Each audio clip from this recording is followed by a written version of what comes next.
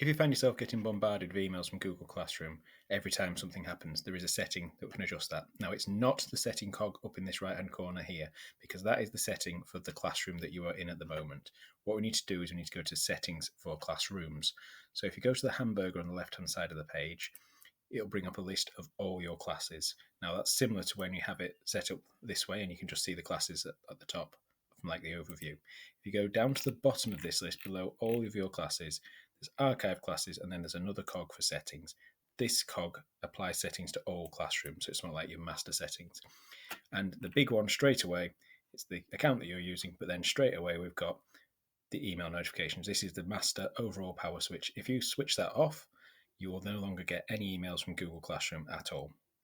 Now, if you want to leave some emails for urgent things, you can obviously subdivide it. These are all the different types of emails that you could get. Late submissions, invitation to co-teachers.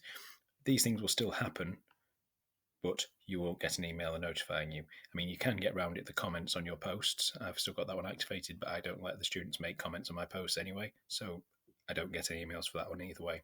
So there's a big on-off power switch there for emails to do with Google Classrooms. There is also, if you go down right at the bottom, there's another little drop down, which when you open up, if you've got lots of classrooms, you can control which ones you get emails from. So it might be that you don't want your demo class to be giving you emails in the middle of the day because you're only using that for certain things. So you could turn that one off. So this is like the master power switch for each individual one. So right at the top, you've got a switch for Google Classroom's emails in total. That's just a little bit more control over it. And then the master switches for individual classrooms.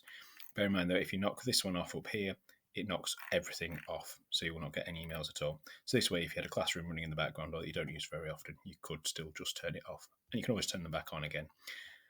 They will still work via emails. It's just if there's something that needs you to react, you won't know about it, via email at least. But if you're just getting a bit bombarded, it might be worth having a fiddle with the settings and finding something that makes it a bit more manageable for you. All else fails, turn them off and just keep an eye on your classroom and the assessment section. Hope that helps.